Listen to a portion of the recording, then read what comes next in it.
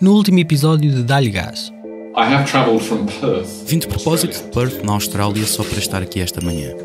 Gosto de pensar que isso enfatiza quão importante isto é para nós e porque é que, embora seja uma fase relativamente precoce neste processo, queríamos fazer isto. Garantidamente, algumas das minhas relativas preocupações estão, eu diria, pelo menos mais acauteladas, porque me quer parecer que há aqui um compromisso da empresa de ir pelo não fracking. Talvez a única novidade é que o próprio promotor assume que vai fazer estudos de impacto ambiental, ou seja, uma avaliação específica, em princípio para cada furo das concessões. Não vai ser tão fácil como nós pensamos. A nossa posição é muito clara e temos que assumir solidariamente uns com os outros. É certo que somos uns mais afetados que outros, mas tem sido sempre muito clara, frontalmente contra. Meus senhores, tenho uma pergunta para vos fazer. Onde é que vai ser aqui na Majuca feito um furo de gás? Um furo de gás. É um pau de dois bicos. Porquê? Porque pelo ruído que anda aí de outros lados, isto pode ser bom ou pode ser muito mau, não sei. Aqui para mim ninguém sabe que o negócio está feito. Sinceramente aquilo no treino era meu. Era seu? Era meu, treino era meu. Afinal... treino era meu. Era relacionado com gás, não me disseram que eu tinha um furo de gás, não me disseram nada. Não sabia que era um bom furo? Não me disseram que tinha um furo de gás, me disseram que era relacionado com o gás. No último episódio ficámos a conhecer melhor a Australis. Como começou, quem são os seus quadros em Portugal e no estrangeiro. A 31 de outubro passado, a petrolífera australiana tornou públicas as suas intenções. Queria fazer 2 furos, um em Aljubarrota, no concelho de Alcobaça, e outro na Bajoca, no concelho de Leiria. Anunciou também que já tinha dado os primeiros passos para avançar com os estudos de impacto ambiental para cada um desses sítios. Mas até à data, quase ninguém na Bajoca sabia de tal plano. A não ser o antigo dono que vendeu o terreno, onde a empresa quer esburacar, e que nem sabia bem o que iriam fazer no seu antigo pedaço de terra. Se ainda não ouviste os 2 primeiros episódios desta série, para aqui e vai ouvir. Será mais fácil entender o que hoje vamos contar. Na Bajoca, em Leiria, as pessoas não sabiam que aí vinha a indústria do gás. As suas casas, locais de trabalho, os cafés e restaurantes onde comem, as igrejas onde rezam, os campos que cultivam, toda esta área foi concessionada, sem que se soubesse de nada. Os 2.510 km² de direitos de exploração do subsolo nacional que o governo vendeu em 2015 dividem-se por 18 concelhos, onde moram cerca de 825 mil pessoas. Mas nesta ampla área do centro-oeste nacional, há terras onde a indústria petrolífera não é estranha. Em Aljubarrota, por exemplo, há mais de 20 anos que várias empresas já tinham furado e feito campanhas geossísmicas. Já tinham entrado no imaginário da população. Eu também só descobri o furo mesmo em cima. E foi o que fez mexer, foi ser daqui, estar ligado a movimentos sociais e ambientalistas e perceber que em Portugal as empresas estavam cá desde 1800, mas forte, começaram há 20 anos, 30, e não havia nenhum grupo ambientalista, não havia ninguém a acompanhar, não havia nenhum relatório, não havia ninguém a fazer perguntas. Eu pensei como é que é possível estar aqui há 20 anos. Apresento-vos uma voz que vão ouvir várias vezes ao longo deste episódio. O meu nome é João Vinagre. Eu vivo nas Caldas, nascido, e vivo cá ainda. Portanto, cresci na Zona Oeste.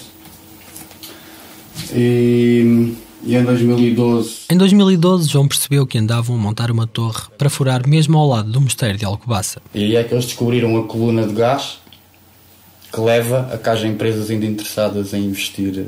E isso fê-lo passar os últimos anos a investigar tudo o que podia sobre as indústrias petrolíferas no mundo e cá dentro. Criou um blog chamado Gás Natural Não, gasnaturalnão.wordpress.com, onde coloca notícias, pesquisas, vídeos, divulga eventos e campanhas, explora estudos, teses de mestrado e doutoramento, escreve reflexões, análises críticas, teorias, umas mais certas e factuais que outras, é preciso dizer.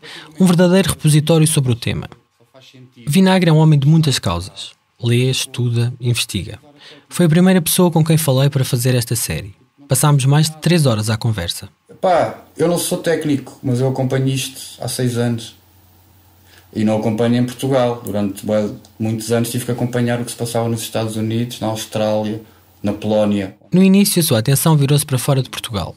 E a sua preocupação estava nas explorações não convencionais de petróleo e de gás, como as areias bituminosas ou o gás de xisto. Nos furos tradicionais, como se caricatura nos filmes ou nos desenhos animados, faz-se um furo num reservatório de petróleo ou gás e ele vem à superfície. Nas explorações não convencionais, os hidrocarbonetos não se juntam em grandes bolsas homogéneas debaixo da terra. Podem estar misturados com e entre vários tipos de rochas, areias, lamas, de forma fragmentada. O que a tornou não convencional, e o nome foi dado pelas empresas, foi isso. Foi o tipo de investimento que tinhas que dar para estudar tecnologias novas, materiais novos, que tornassem economicamente viável. João esteve envolvido numa campanha internacional que lutava contra a extração de areias bituminosas, que são uma mistura de areia, barro, água e betume, e a sua exportação para a Europa. Esta é uma das formas mais poluentes e destrutivas de explorar petróleo e que usa mais energia para o transformar. Tem o seu epicentro na província de Alberta, no Canadá, e é um gigantesco depósito de hidrocarbonetos onde se montou um dos mais impressionantes projetos industriais da humanidade. Em 2015, um grupo com mais de 100 cientistas norte-americanos e canadianos assinou uma carta pedindo uma moratória à extração deste tipo de matéria-prima, pelos efeitos que provoca na paisagem, na contaminação de águas e poluição do ar e pelos impactos nas comunidades. O Canadá é o terceiro país do mundo em reservas de petróleo, atrás da Arábia Saudita e da Venezuela, onde também há explorações de areias deste tipo, na região de Orinoco. O ativista começou também a olhar para outro tipo de explorações. Disseram, como é que é? Queres apresentar uma cena sobre o fracking? Estamos ali um espaço e tu... E ele lá foi, falar de mais uma técnica não convencional, chamada fraturação hidráulica ou fracking, em inglês. Consiste num furo vertical que já debaixo da terra faz um desvio, tornando-se horizontal, como se fosse um L. Isto permite esburacar uma secção muito mais longa do subsolo. Depois é injetada a alta pressão uma mistura de milhares de litros de água, areia e centenas de produtos químicos, de modo a arrebentar a rocha e soltar o gás ou óleo aí aprisionado. Essa mistura volta à superfície, os hidrocarbonetos são aproveitados e o que sobra de água, químicos e lamas é colocado em lagoas a céu aberto, muitas vezes abandonadas sem tratamento ou despejadas em lixeiras, provocando a contaminação de linhas de água ou aquíferos subterrâneos, como demonstra um estudo da Agência de Proteção Ambiental dos Estados Unidos, publicado em 2016. É por causa destas consequências que João Vinagre não quer cá o fracking. Ele acha que é bem possível que a Australis recorra a esta técnica para furar em Elsbarroto na Bajoca. Não tirou esta conclusão do nada. Na verdade, parece até ter bastante lógica. Por 3 razões. Ora, acompanhem. Primeira razão. Em todos os documentos submetidos ao longo do processo de avaliação ambiental, explicámos o que isto era no último episódio, a empresa descreve os furos como perfurações verticais que depois fazem um desvio horizontal, a forma mais comum de extração de fracking. Segunda razão. Os contratos de concessão Batalha e Pombal, é sempre destas áreas que falamos, são na prática tirados a papel químico um do outro. Só muda o nome e as coordenadas da zona vendida. E nestes está escrito, nos números 3, 4 e 5 do artigo 2º, que a concessionária, a Australis, e cito, deverá respeitar todas as leis em vigor durante a vigência do contrato de concessão, em particular a que respeitar a utilização de técnicas de fraturação hidráulica. Diz-se ainda que para poder utilizar esta técnica tem de ser pedida autorização prévia à tutela, a qual só poderá ser recusada com fundamento na lei. E ainda que se a tutela, portanto o Ministro ou Secretário de Estado com a pasta de Energia, não responder ao pedido no prazo de 30 dias, e cito, considerar-se-á o mesmo pedido como aprovado. Terceira razão. Para além de Portugal, onde ainda não fez nenhum furo, a única outra geografia onde a Australis opera é nos Estados Unidos da América. Até ao final de 2018, era a principal titular de direitos de superfície na área central de produção da Tuscaloosa Marine Shale, TMS, uma bacia sedimentar entre os estados do Louisiana e do Mississippi, onde a petrolífera explorava 59 poços de petróleo. Mas tem uma área tão grande que no seu relatório anual de 2018 estimava poder abrir cerca de 410 poços nos próximos anos. E em todos eles... We use fracking in the US, yes. Okay. That is the start of a fracking operation. It is the tool in the toolbox. As palavras são de Ian Lusted, presidente do Conselho Executivo da Australis, quando foi a Leiria, em outubro passado, apresentar os planos da companhia aos autarcas ambientalistas e jornalistas.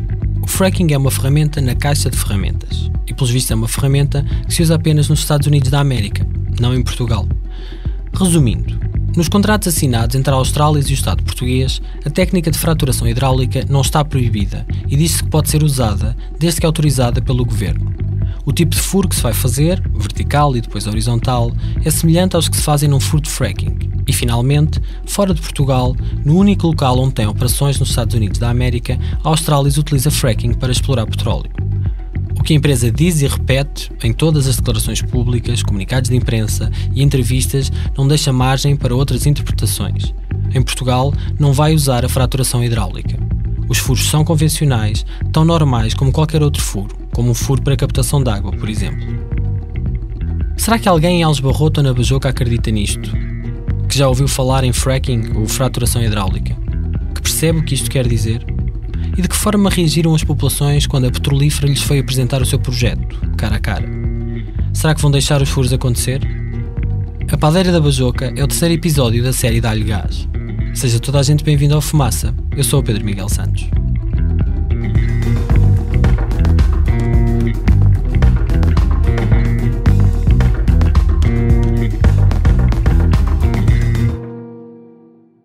Não é só João Vinagre a andar desconfiado. A maioria dos ambientalistas e ativistas anti-gases estão também. Terão as suas desconfianças razão de ser? Fazendo fé em toda a informação submetida pela empresa em documentos oficiais, não. Não há razões factuais para acreditar que haverá fracking em Alves Barrota ou na Bajoca. Mas a verdade é que acreditar na palavra de empresas petrolíferas é o mesmo que acreditar na palavra das tabaqueiras, antes de serem obrigadas a colocar nos maços de cigarros a frase fumar mata. Durante décadas, as empresas de fumo negaram que o tabaco causasse danos à saúde ou sequer provocasse cancro. Faziam publicidade prometendo maravilhas e gastaram milhões a promover a desconfiança sobre as consequências negativas dos seus produtos, num conluio de desinformação que ficou conhecido como a Operação Berkshire. Na indústria petrolífera, passa-se mais ou menos o mesmo. Há mais de 50 anos que as empresas de petróleo dos Estados Unidos da América têm conhecimento das consequências danosas que a queima de combustíveis fósseis traria ao sistema climático. E sabe-se hoje que nos anos 80, gigantes como a Exxon e a Shell tinham relatórios internos secretos que já indicavam de forma muito clara os danos que os seus produtos causavam no ambiente e no aquecimento do planeta. Não há evidências de que a Austrália tenha este tipo de práticas, mas até ir explicar às populações, tintim por tintim, o que queria fazer, a desconfiança instalou-se. Sobretudo na Bajoca. Lá iremos mais à frente. Porque em Alves Barrota a coisa parece tranquila, como lembra o João Vinagre. Aqui em Alcobaça fizemos uma ação que foi distribuir flyers, aproveitámos a Feira Medieval de Alves Barrota e tentámos incentivar um bocado as mulheres de Alves Barrota, mas pronto, foi engraçado. E a conversa mais que tivemos lá num café foi logo um rapaz a dizer que estamos em mau porquê? Eu tenho ali um terreno, eles pagam não sei quanto por ele, porque é que é mau? Ali o outro senhor alugou um terreno, não sei, um ano, recebia 3 mil euros por mês. É mau porquê? O impacto que a indústria petrolífera deixou na área não foi nada negativo. Isso é um problema. Ativista, ou pessoa ativa, ou pessoa local vai ter uma grande dificuldade em dar a volta. E o que é que se responde a esses argumentos? Não sei. Não é fácil. Não só andou ele e outros ativistas da campanha vestidos de padeiras de Alves Barrota, na Feira Medieval em agosto de 2018, como organizaram também sessões de esclarecimento e debate. José Lourenço Severino, o presidente da Junta de Alves Barrota, esteve numa delas, realizada em Alcobaça. As pessoas não estão motivadas, as pessoas querem que os outros trabalhem para eles, sabes? Mas acha que não os preocupa? Mesmo a questão das águas ou dos impactos? As pessoas que, portanto, tudo o que é formado, tudo tem conhecimentos reais, preocupa. Os outros ninguém saber. Fizeram uma reunião em Alcobaça, anunciaram na rádio e tudo. Apareceram lá no máximo 20. Mas lá os Barrotas só tive eu e mais 2. João Vinagre percebe bem as dificuldades de lutar contra empresas tão poderosas. Eles estão aqui há 20 anos, hein? E quando a gente está aqui há 2 anos a falar com as pessoas, as petrolíferas têm 20 anos de trabalho com a população ali. E então... Nas 1001 vidas que já teve, nas muitas causas em que já militou, da libertação animal à luta contra a construção das barragens do Sabor e de Fostua, Vinagre sabe que não há receitas que se apliquem de igual modo em cada terra. Cada comunidade é uma comunidade. E muitas vezes a palavra ambientalista é um mau cartão de visita. Foi o que aconteceu nesse café. O pessoal começou a falar em alterações climáticas, em economia e acabou-se. Tu não podes chegar a uma população do meio do nada e começares a falar. Tens que os fazer perceber que aquilo que os filhos já não se interessam e que eles usaram a vida toda vai-se perder. E que as gerações futuras podem vir a precisar disso, que é a água, a terra e o convívio entre eles e entre ajuda, porque que é o que acontece nas aldeias. Tu chegas lá, vivem lá idosos, não vivem lá pessoas novas. As pessoas novas que vivem lá, às vezes são investidores de agricultura. Só que como é que tu vais dizer a um agricultor: você não pode deixar as petrolíferas vir para aqui, porque senão, mas como é que achas que eu exporto a minha fruta? Como é que achas que o meu trator funciona? Se vocês param com o petróleo, como é que a gente vai ganhar dinheiro para a família comer? Portanto, isso eram as respostas das pessoas? São respostas comuns. É uma resposta que existe em qualquer comércio que tu vais tentar fechar. Ou seja, até comunidades que vendem drogas é o que respondem. Como é que eu vou ganhar dinheiro para a minha família? Não é? É o que te dá dinheiro. E isso sempre tem sido um dos problemas do movimento ambientalista em Portugal, ao tentar introduzir leis de proteção, seja lá onde for. Não é? Tu tens os caçadores que não gostam de ambientalistas, os agricultores que não gostam de ambientalistas. Eu trabalho no campo. Eu todos os dias tenho que lidar com pessoas, todos os dias eles sabem o que é que eu defendo. E é isso, tu não consegues falar de... Temos que acabar com o petróleo. Eu já tive contato com as barragens em Trás-os-Montes. E o que existe muito nas aldeias e nos pequenos povos é a ideia má dos ambientalistas. E dos de esquerda ou de direita, não interessa, mas a partir do momento em que eles te identificam ou que o teu vocabulário tem a ver com salvação do planeta, uma melhor política, já perdes as pessoas. Talvez o tom de gozo com que foram ditas as palavras seguintes seja disso um bom exemplo. Sr. José Carvalho, provedor da Santa Casa de Misericórdia Paus Barrota, e tenho a dizer o seguinte: se o estudo de impacto ambiental for favorável, que avance a exploração de gás, porque nós aqui na Santa Casa há anos precisamos de gás natural, que ainda não fizeram. Avancem com isso. Foi a última intervenção numa longa reunião de quase 3 horas. A 28 de janeiro deste ano, a Australis fez a sua primeira apresentação pública destinada ao povo de Elos Barrota.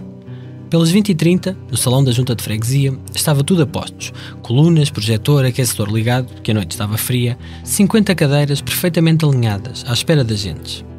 Cá fora, uns minutos antes da entrada, fumavam-se os últimos cigarros.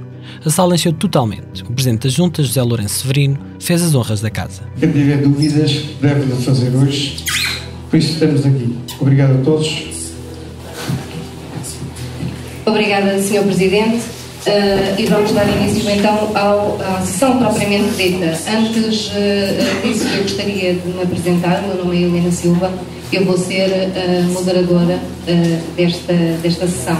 Passo então a apresentar a mesa. Na mesa estavam sentadas caras já nossas conhecidas, que apresentámos no último episódio. Vasco Taborda, o representante legal da Australis em Portugal, Rui Machado, supervisor de campo, Paula Gonzalez, da ERM, a consultora ambiental que vai coordenar os estudos de impacto ambiental, e o diretor-geral da Australis. Eliane Lusted, que nos vai ajudar a conhecer melhor a empresa e o seu trabalho.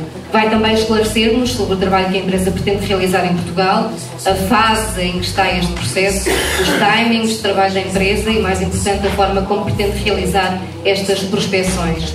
Muito se tem dito nos últimos tempos sobre este trabalho. Vamos tentar que esta intervenção seja o mais esclarecedora possível.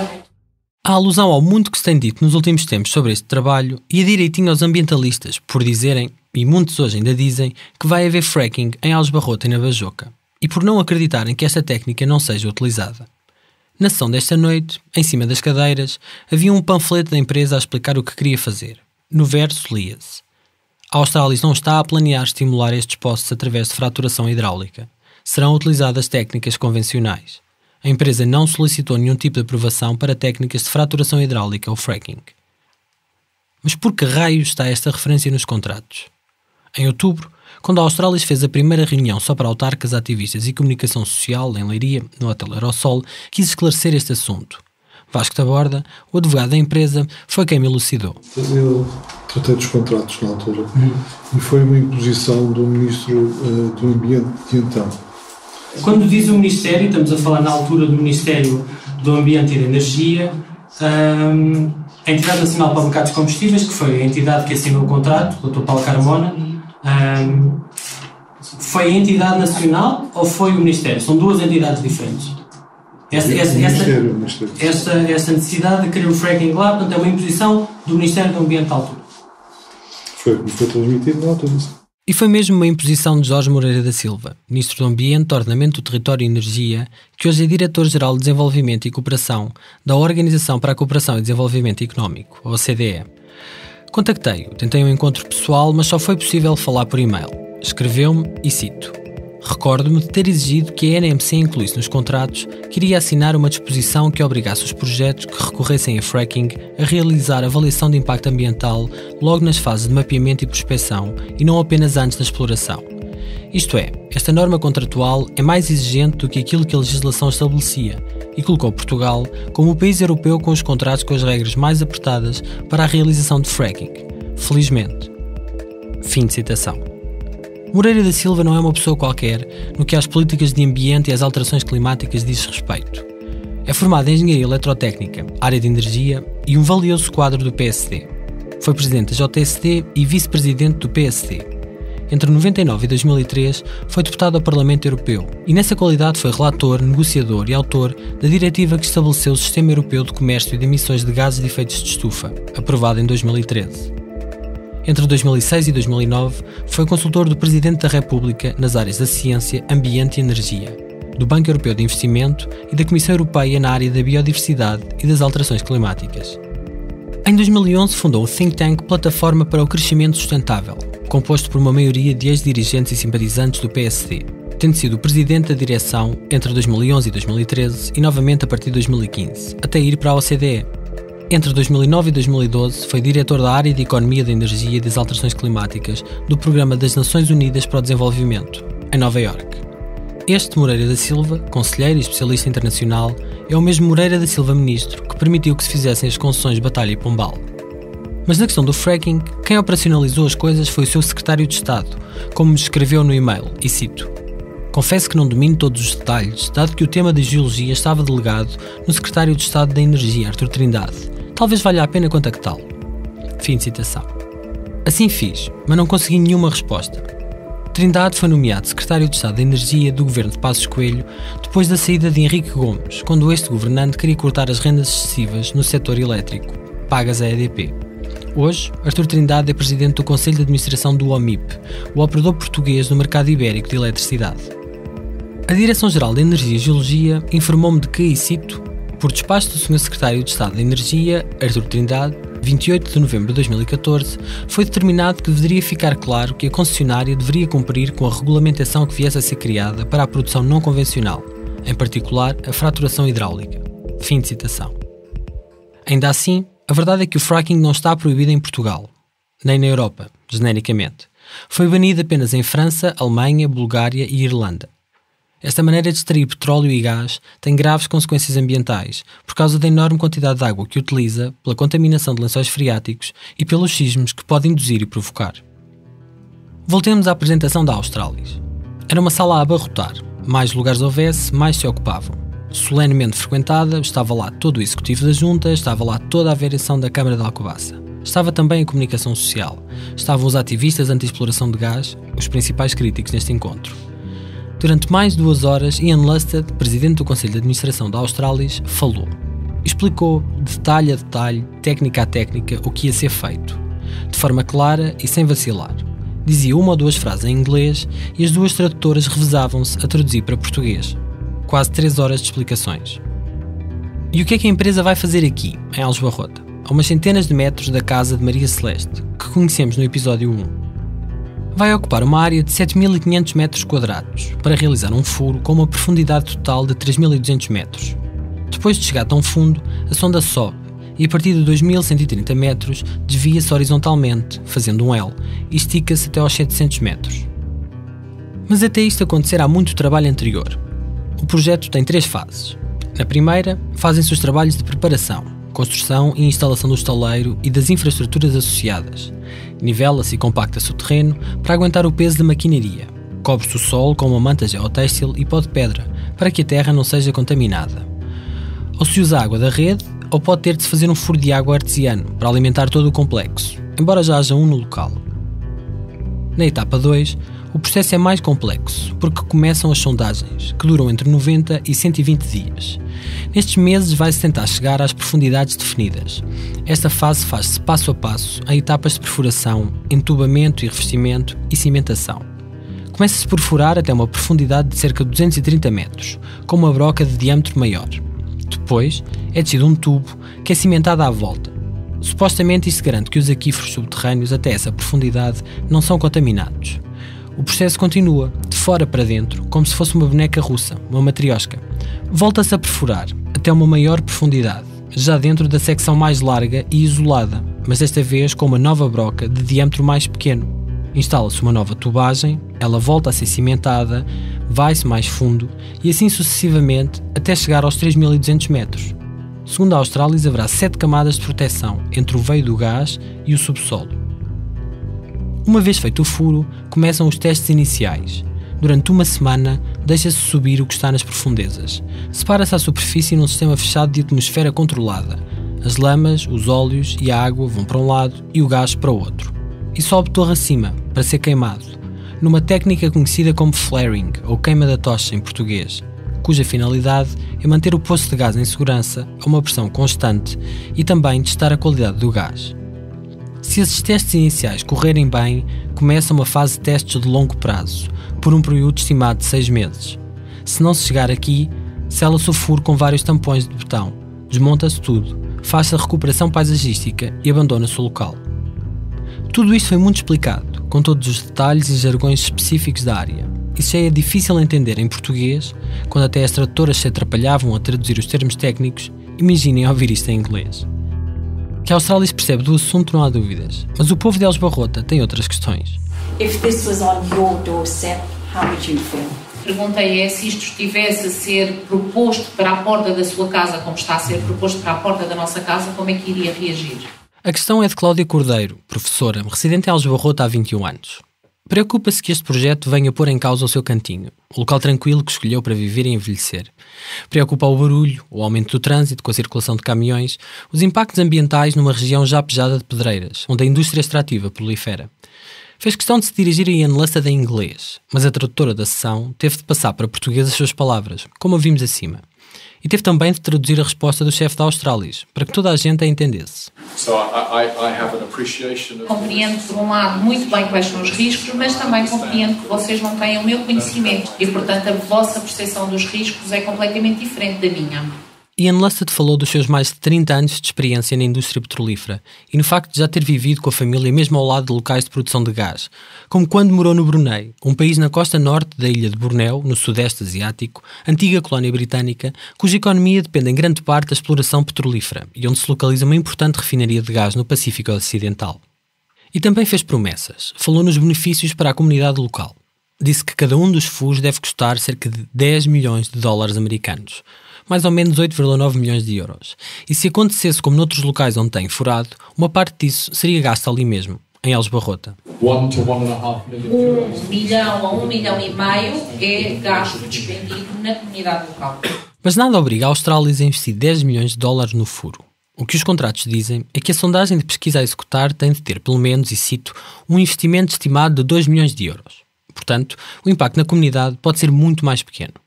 Talvez porque quando a esmola é demais o pobre desconfia, Paulo Araújo, alosbarrotense, quis saber mais sobre estes números. Até que ponto é que esta preferência pela economia local e pelas preferências e pela as compras e a aquisição de serviços a nível local foi pensada e está devidamente negociado, ou se é apenas uma coisa que se fala e depois na realidade, havendo empresas locais que façam serviço, será simplesmente uma questão económica e os serviços e os produtos são adquiridos onde for mais barato.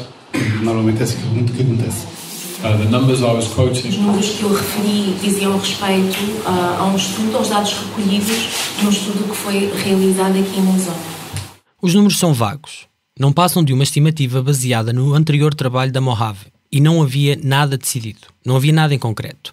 E não por acaso Ian Lusted referiu que Rui Machado, o atual responsável de campo da Australis, que antes trabalhava para a Mojave, conhecia a zona e estava a fazer um levantamento das empresas com as quais poderiam vir a trabalhar, até porque teriam de indicar isso no estudo de impacto ambiental. Lusted não se ficou por aqui. anunciou que a Austrália está em negociações com o governo para criar um sistema de royalties que beneficie as autarquias, seja a Câmara de Alcobaça, seja a Junta de Freguesia de Aljubarrota. Uma conversa agradável aos ouvidos dos governantes locais eleitos ali presentes. O presidente do município, Paulo Inácio, do PSD, queria mesmo era a garantia de que, se avançar a exploração de gás, a Australis muda a sede de Lisboa para Alcobaça. Se houvesse descoberto, obviamente, teria que ser o Conselho de Alcobaça e, como tal, a parte da derrame iria para o município de Alcobaça. Esta é uma reivindicação antiga, de há vários anos. Quando a Mojave e a Galp queriam furar ao lado do mosteiro em 2012, eles já defendiam o que defendeu nesta noite. Se isto acontecer, a derrama, um imposto municipal sobre o lucro tributável das empresas que pode ir até 1,5%, vai direitinha para os cofres da autarquia.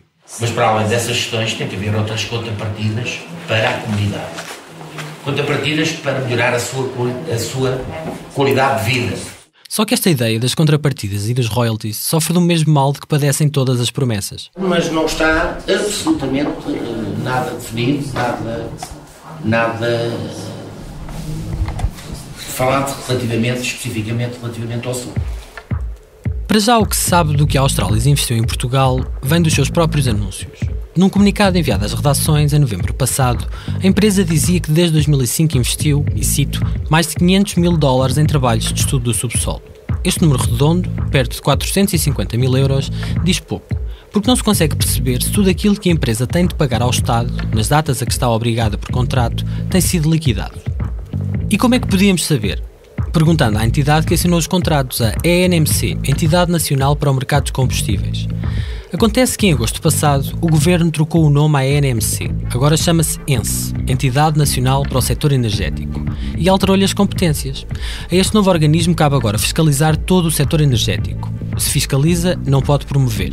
E assim, as competências de prospecção, pesquisa e produção de petróleo e gás natural passaram para a Direção-Geral de Energia e Geologia, a DGEG. Nesta passagem de pasta, desapareceu do site da defunta ENMC, agora ENSE, toda a informação sobre pesquisa e exploração de petróleo e gás no país. Neste momento, não há nenhuma entidade pública que disponibilize online, de forma transparente e acessível a qualquer cidadão ou cidadão, informações sobre o tema. Fizemos à DGEG várias questões sobre o cumprimento dos contratos. Em novembro de 2018 e março de 2019, pedimos para consultar os processos que envolvem as concessões Batalha e Pombal. A resposta enviada no ano passado, a deste ano ainda não teve retorno, foi a seguinte, e cito: encontram-se no arquivo técnico-científico, de momento não disponível, pois encontra-se a decorrer o processo de transferência da então ENMC para a DGEG.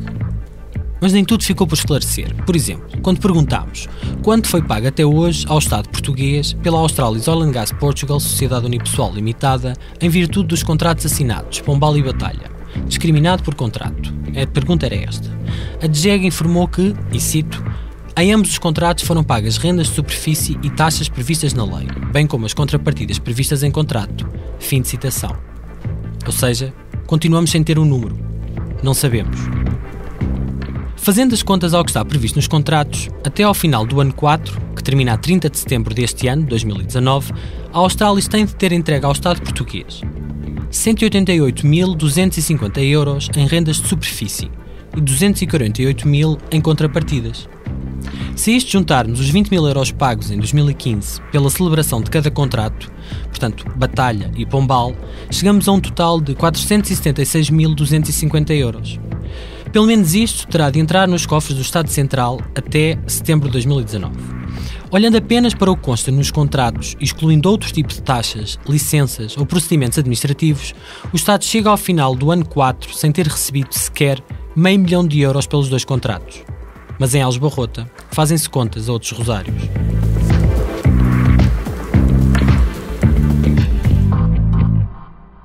No deve e no haver do que fica na comunidade, foi Ana Grave, vogal da Junta de Freguesia de Aljubarrota, que fez a conversa descer à terra. Queria saber o que a empresa vai fazer aos detritos resultantes do furo. E por detritos entenda-se às águas, lamas e demais resíduos resultantes de uma operação que pode levar vários meses e trará à terra dezenas de pessoas. Onde, como, por quem, para onde é que eles vão? Porque eles são produzidos aqui, mas têm que ir para algum lado. Ups! Espero que não seja para cima de mim. Embora vá levar com eles, provavelmente. Era só. Muito obrigada. Ian Lusted garantiu que tudo teria de ser explicado e definido no estudo de impacto ambiental. desde o fim a dar às rochas extraídas até ao que fazer aos esgotos das casas de banho, bem como que empresas iam contratar para tratar desses assuntos. Não disse, por exemplo, que tipo de fluidos vão ajudar as brocas a entrar terra adentro. Só depois de feito o estudo de impacto ambiental se saberá se esses fluidos serão à base de água ou óleo e que tipo de químicos os vão constituir. Mas o certo é que vão originar muitas lamas, como aquelas que invadiram os pomares do Henrique e da Maria, no Mogo, de que falámos no episódio 1.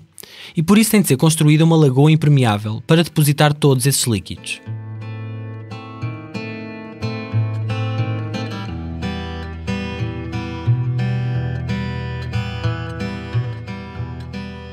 Naquela noite fria e úmida de janeiro, em Aljubarrota, falou-se pouco de água. Talvez porque ainda era inverno. Talvez porque ainda não estivesse claro que no primeiro mês do ano, a quase totalidade do território continental já estava numa situação de seca moderada ou fraca. Segundo o Instituto Português do Mar e da Atmosfera, o IPMA, o valor médio da quantidade de precipitação correspondeu a cerca de 50% do valor normal, sendo o 6 de janeiro mais seco desde 2000. No final de fevereiro piorou. Verificou-se um aumento da área em seca em relação ao final de janeiro, com todo o território em seca meteorológica. No final de março, a situação agravou-se ainda mais.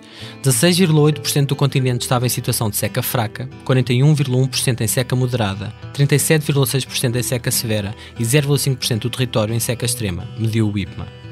Em períodos de seca, olha-se para o uso de água de outra forma. O consumo de água estimado para o furo de prospeção de Aljubarrota é de até 6 mil metros cúbicos para todas as fases do projeto. 6 mil metros cúbicos são 6 milhões de litros de água. Se tivermos em conta que o consumo médio diário de água por habitante, em 2016, foi de 187 litros, chegamos à conclusão que se gastará no furo da Australis a água que cerca de 32 mil pessoas utilizariam num dia. Mais de metade da população do concelho de Alcobaça. Quando ouvimos falar deste tipo de investimentos e do impacto, é assim, eu acho que há um impacto tremendo que isso pode ter a nível ambiental, sem dúvida nenhuma, e um impacto no nível da agricultura da região. Esta é Maria do Carmo Martins, a secretária-geral do Centro Operativo e Tecnológico Hortofrutícola Nacional. Esta associação privada, sem fins lucrativos, faz a ligação entre as universidades e politécnicos, os seus centros de investigação e as associações de produtores hortofrutícolas. A ideia é que o conhecimento científico chegue a quem precisa dele para melhor produzir. A sede fica mesmo à entrada de Alcobaça, perto do Museu do Vinho, a 7 minutos de carro do local do furo de Aljubarrota. Fui bater-lhe à porta em outubro. Maria já tinha ouvido falar no assunto, mas até àquela data ninguém tinha contactado diretamente a associação. Como quase toda a gente, estava preocupada. Sobretudo por causa da água, ou melhor, da falta dela.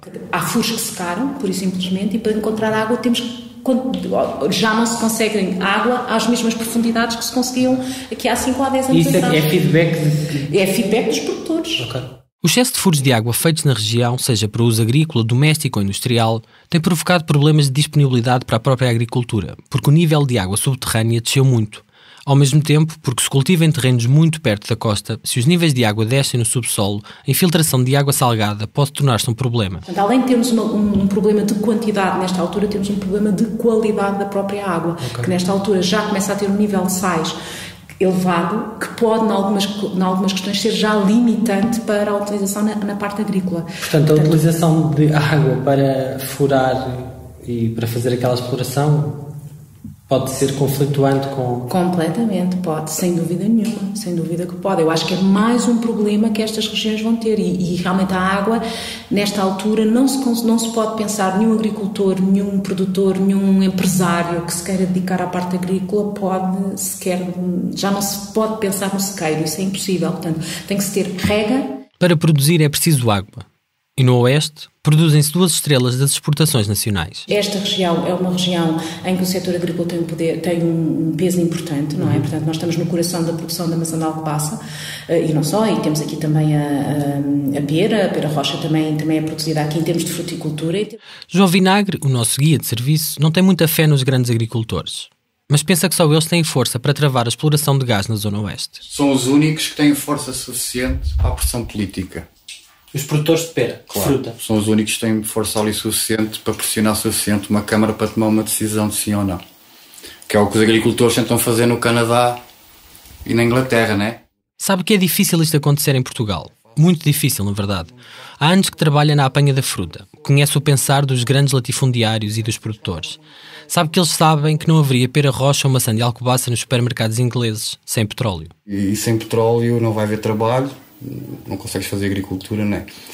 E estás a dizer às pessoas que temos que acabar com o petróleo, numa sociedade que é completamente dependente de petróleo, 80% do mundo funciona de energias fósseis. E vais a uma aldeia, ainda pior, porque sem tratores não tens agricultura. Não é fácil, mesmo num debate, com uma petrolífera estás a dizer àquela pessoa que eles estão a enganá-lo. Porque há pessoas que ganharam muito dinheiro com o avanço tecnológico e com o petróleo. E também sabe que sem gente nas ruas, nada muda. O que não existe em Portugal também, que nunca existiu a nível político e depois foi completamente reprimido e apagado da história, é movimentos que se mexam nas ruas.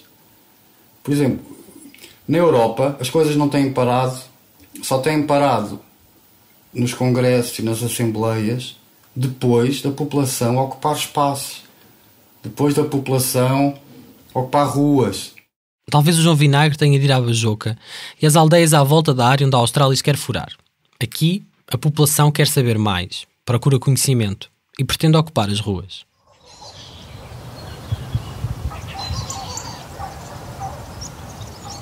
– 16 de dezembro de 2018.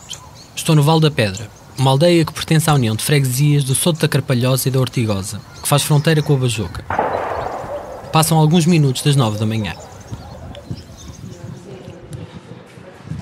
Olá, Catarina. Olá, Pedro. Então, Já estás pronto? É Cristina. Tudo bem, Cristina? Prazer. Pedro Santos de Fumaça, sou jornalista. Fumaça? Sim. E a Cristina é de onde? Eu sou daqui, eu sou da Bolsa de cá, onde vou fazer furo. Boa. Estou a 300 metros.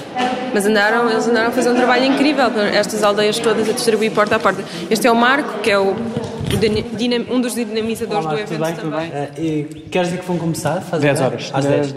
Estamos no salão paroquial, mesmo no centro da aldeia. Do outro lado fica a capela do Senhor Jesus dos Aflitos.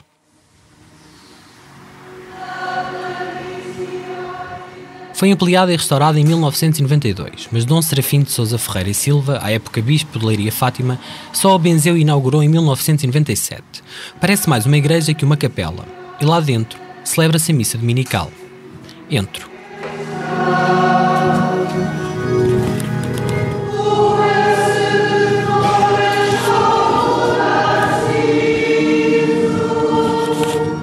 A capela estava cheia, as pessoas comungaram e no final o padre tinha um aviso importante para fazer. Depois, ainda também sabemos que está a trabalhar muito para fazer exploração de gás aqui na Universidade, está muito para receber assinaturas contra esta exploração. Claro, nós não estamos informados sobre isso, por isso faço um favor, quem quiser naturalmente, passar, tentar questionar-se, havendo exemplos de haja essa possibilidade de pensar, vai afetar a nossa questão também, por isso mesmo estará alguém certamente para com entusiasmo dar as suas ideias. Os senhores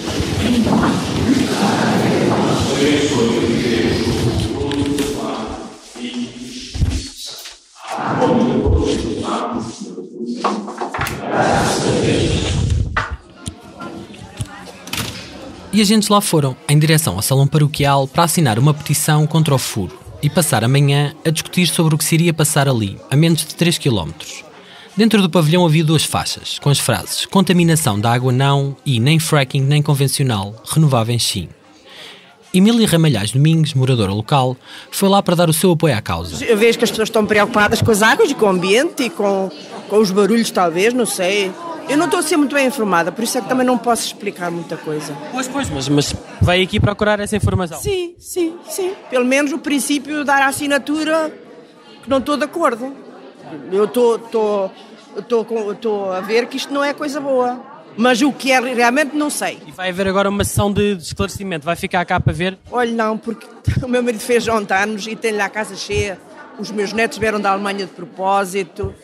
E aquela coisa toda, de maneira que não posso aqui estar. Mas gostava de estar. Tem que tratar da família. Tenho, mas se calhar ainda há por aqui passo. Que eu tivesse visto não passou. Mas é bem possível que tenha ido a uma das várias reuniões que agentes da e à volta da Bajoca têm organizado. Desde o encontro que a Australis organizou em Leiria, no Hotel Eurosol, só para presidentes da Câmara e Junta e ambientalistas, no final de outubro, que os sinos tocaram a rebate. Soube-se que haveria aqui um furo e o povo foi espalhando a palavra. Começou a procurar informações, a falar com ativistas e a organizar sessões de esclarecimento.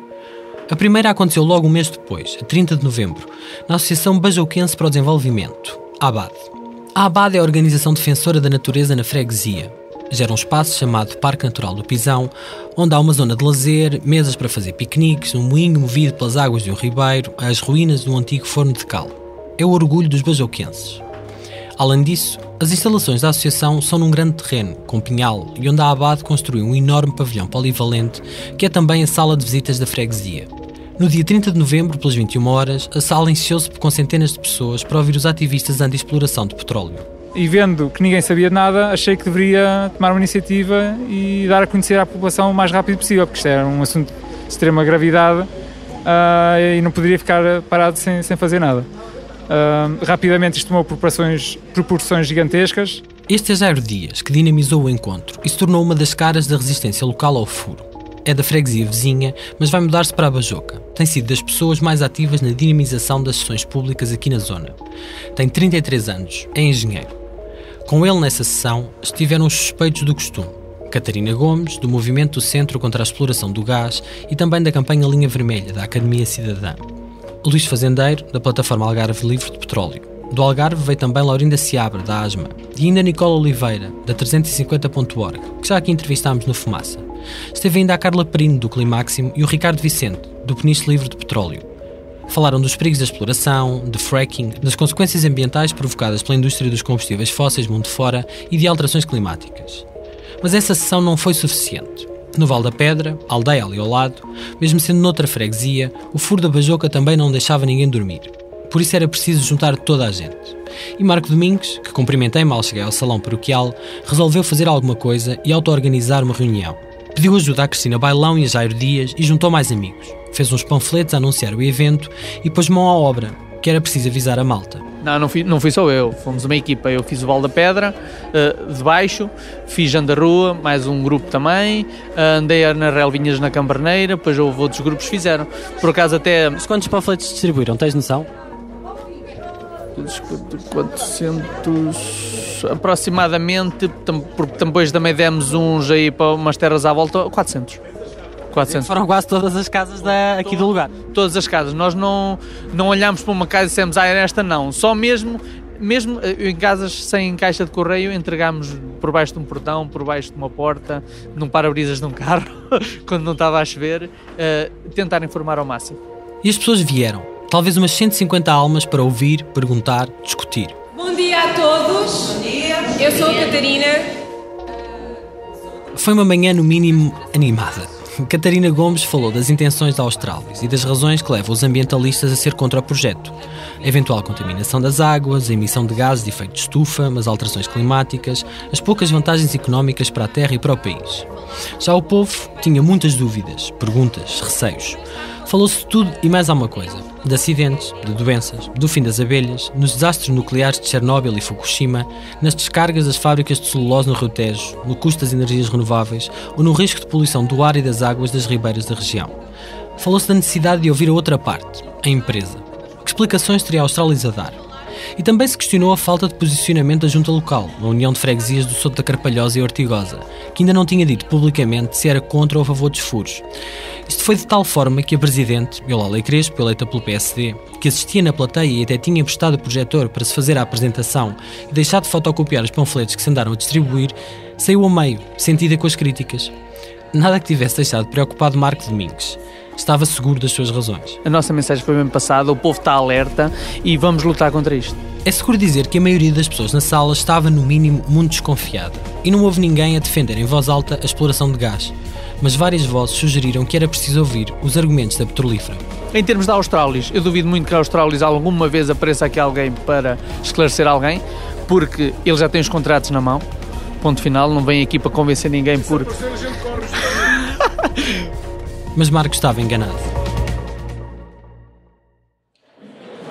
Senhoras e senhores, boa noite. Eu pedia que, entretanto, fossem ocupando os vossos lugares dentro de 2 ou 3 minutos.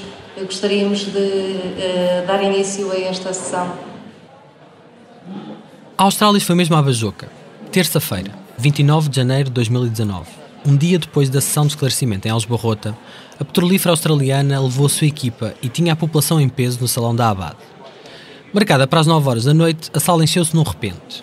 Certamente mais de 500 pessoas passaram por ali durante as mais de 4 horas que durou o encontro. Não havia cadeiras para sentar tanto povo. Aquilo que eu peço é que as pessoas que queiram colocar as suas perguntas se dirijam ao microfone. Uma vez que somos muitos, a sala está cheia, eu vou pedir que tenham alguma contenção em termos de tempo. E depois o Ian e os restantes elementos da mesa estarão disponíveis para responder às vossas questões. A petrolífera australiana foi ali dizer exatamente o mesmo que tinha dito no dia anterior, perante o povo de Elsbarrota. O discurso estava mais oleado, as tradutoras enganaram-se menos e só os detalhes relativos à localização mudaram.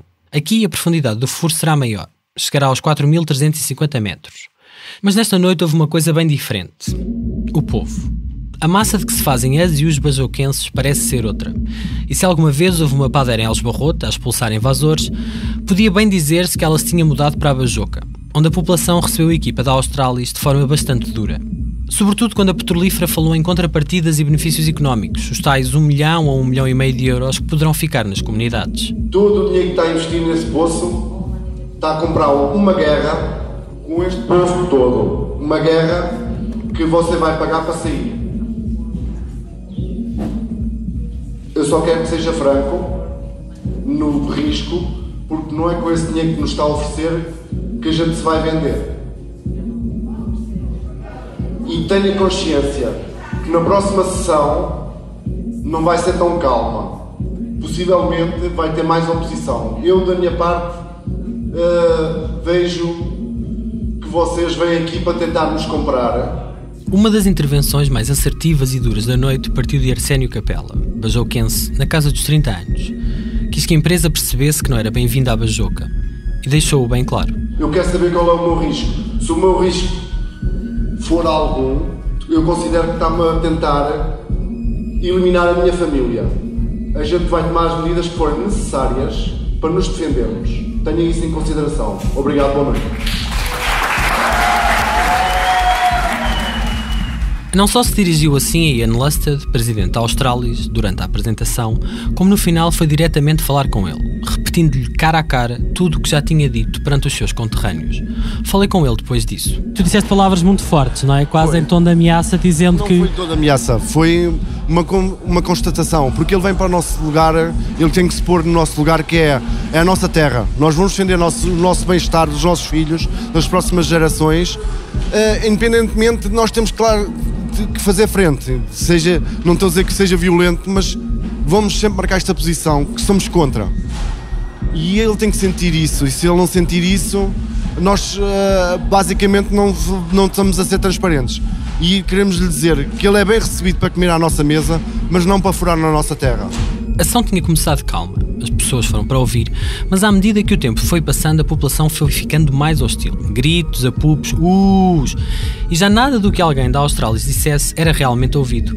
Se Arsénio marcou a sua posição, José Luís, que mora a 1 km do local do furo, gritou-a. Vocês não fazem dos outros burros.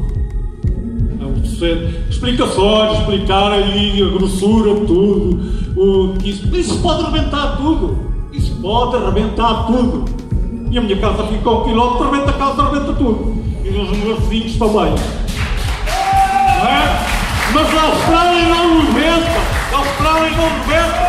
Porque eles levam o dinheiro para lá e não rebentam. Tem que cascar o dinheiro. Não. Ao pé da minha casa nunca vai haver um furo. Eles são bem-vindos cá para passarem férias e gastarem cá o dinheiro. Agora furarem cá, não furam. Vão furar para a terra deles.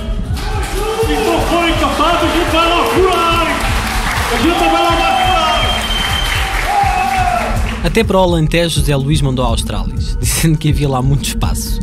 Ironizou, riu-se, foi mordaz. Mostrou-se admirado por Marcelo Rebelo de Sousa não estar ali, já que há a todo lado, e foi ignorando os pedidos da moderadora para terminar. Porque a primeira pedra que ele atinge à primeira máquina, a máquina é destruída pelo povo. É destruída pelo povo. Eu tenho direito a viver uma vida saudável. Eu tenho direito a dormir descansado de noite. Eu não posso estar com noite com medo que haja uma explosão do gás a 1 km da minha casa. Eu não posso dormir com medo. Medo foi a palavra da noite. Do barulho que as máquinas vão fazer, das águas que podem ser contaminadas, de um eventual rebentamento. A tudo isto, a Australis respondeu com a experiência na área. Relembrou que desde que a empresa existe, em 2015, nunca tinha tido nenhum problema ou acidente. Detalhou tintim por tintim os mecanismos de segurança dos poços, as várias camadas de revestimento, as válvulas de segurança. Lembrou que há um estudo de impacto ambiental a ser feito e que se este furo de prospeção for avante e se encontrar gás passível de ser explorado comercialmente, tem de se fazer um novo plano de trabalhos e um novo estudo de impacto ambiental. E lembrou ainda que as autoridades nacionais têm de aprovar e fiscalizar tudo isto. Mas as palavras de Ian Lusted soavam sempre a conversa fiada, e o povo queria garantias. Se não acontece nada de mal, porque é que vocês fazem estudos de impacto ambiental? Se corre tudo bem, não tem que haver problema. Agora eu quero saber é, se a água ficar poluída, contaminada, o que é que nós fazemos? If the water is contaminated, se a água for contaminada, but for sake of clarity, I genuinely don't know how that could happen. Mas para deixar bem claro, não vejo como é que isso poderia acontecer. Márcio é um jovem da Bajoca. Não desarmou até ouvir o diretor da Australis fazer uma promessa que um dia antes, em Algebarrota, não tinha feito. If the water is contaminated, we will supply water. It will not be contaminated. Se a água fosse contaminada, nós providenciaríamos água, mas a água não vai ser contaminada. Mas nem assim as pessoas ficaram descansadas. Caso algo corra mal, que garantias temos em como não encerram a empresa Australis e nos abandonam à mercê da catástrofe iminente e descartam responsabilidades? Ruben Mortágua é espeleólogo e membro do GPS, o Grupo de Proteção de Sicó, nome da serra que liga Condeixa Nova a Pombal. Foi até ao Salão da Abade apoiar os bajoquenses. Ele e outros membros desta associação ambientalista, com sede em Pombal, têm aparecido sempre que há sessões deste género. Como muitos dos presentes naquela noite, parece acreditar pouco na palavra da empresa, e ainda menos na dos políticos eleitos. O governo não vai fazer nada para nos ajudar, nós não confiamos no governo. Talvez esta ideia sintetize bem o espírito da maioria dos populares presentes. Desconfiança. Se a equipa da Australis tivesse percebido isso antes e soubesse que encontrar uma plateia totalmente diferente daquela que no dia anterior encontrou em Alcobaça, teria sido mais cautelosa. Mas não foi. E a noite acabou assim. O Zé Pedro Luís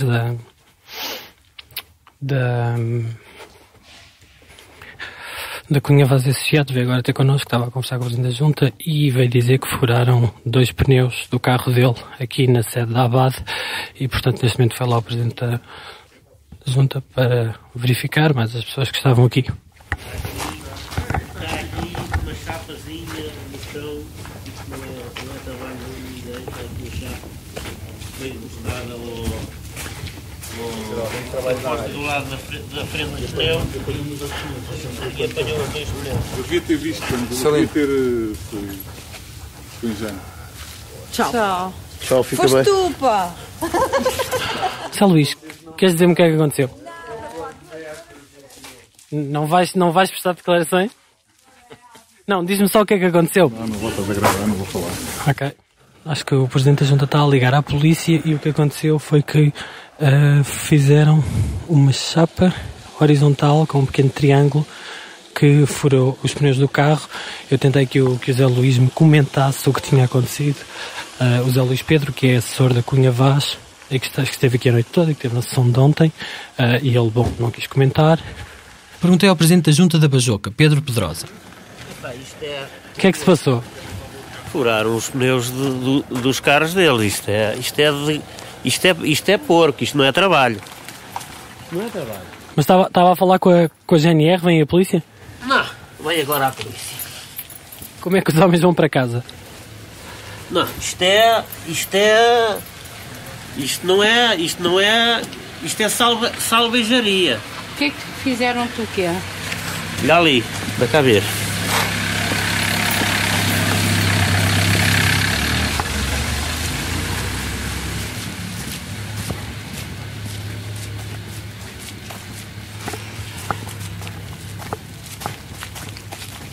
A ver aqui, um serralheirozinho fez aqui uma chapazinha para furar um pneu.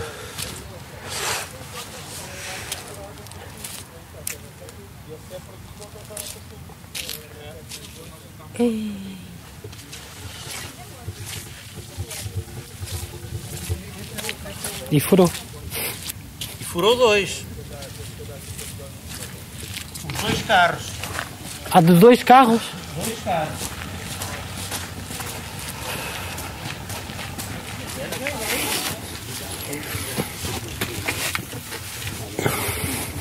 Isto não é. Isto não é. Isto. Temos direito a fazer a nossa luta, Mas de forma limpa, não é? Não é preciso estar a fazer. Só predica a situação. Ainda bem que estava cá o jornalista. Sim, ainda. desculpa, não havia a tua chamada, desculpa. Aqueles carros que ali estão são os deles, não é? Estão parados. Daí foi o carro. Leva o hotel ou Que eles vinham em 2 carros. Sim. Foi os 2 carros.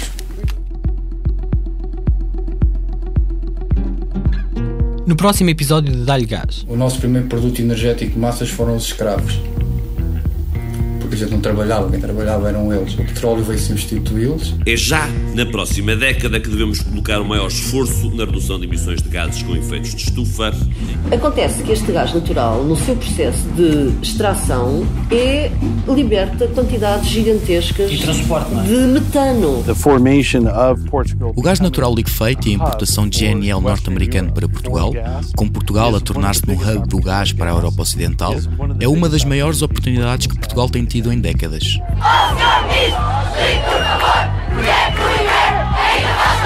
Um elemento de especulação financeira pura, que é isso que estamos a falar, sem trazer um valor acrescentado para o nosso território. O futuro da Bajuca pertence aos bajuquenses. A nossa vontade e convicção são insuperáveis. Esta série foi escrita por mim, Pedro Miguel Santos. O Ricardo Esteves Ribeiro fez a edição. O Bernardo Afonso fez a edição de som e compôs a banda sonora original que acompanha toda a peça.